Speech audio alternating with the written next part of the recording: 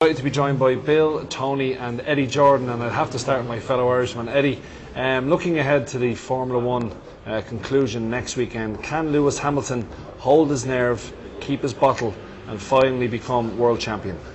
Well, I think so. He's learned a lot since this time last year. But then again, you look at the two races that have just gone by. You have China, where he was absolutely sensational. I've never seen him drive better. And then the previous week, he was a disaster.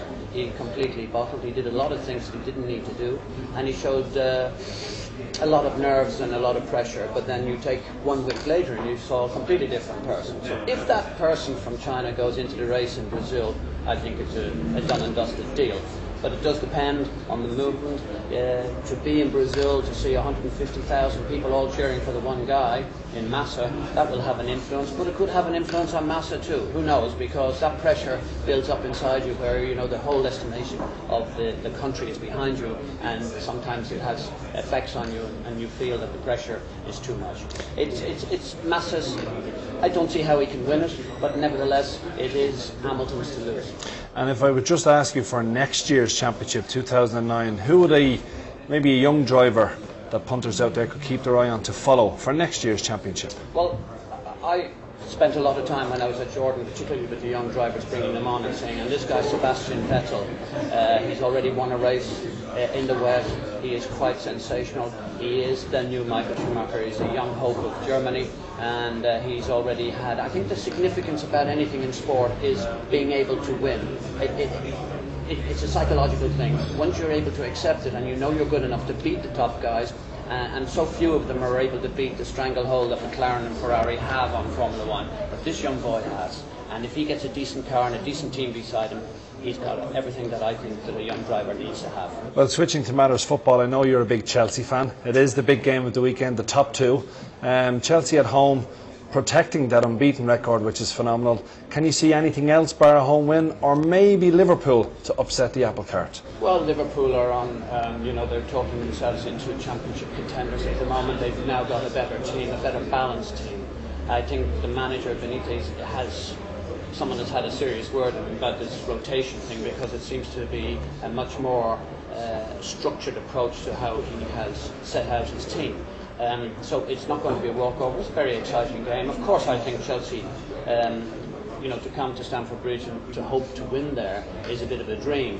And I thought the big key thing for me was Chelsea against Aston Villa. A lot of people gave Villa a real chance of upsetting Chelsea at home, and really everybody was outplayed. I've never seen Chelsea so good in that first half. They were just on a different planet. If they can replicate that type of performance, I think Chelsea will give them the runaround. And no one wants to see a one-sided game, and it certainly won't be a one-sided game, because Liverpool have a lot of passion, and if you like, the animosity between the two teams going back into Champions League form and all sorts of things, the connotations of what can actually happen here is immense, and it bodes to a hugely exciting game. Now, I know you're a student of the game of football. If you were to have one bet this weekend, where would Eddie Jordan's hard-earned cash be placed? Well, I'm a bit of a lunatic because I like losing money on bets, or I seem to do it with a great lot of frequency.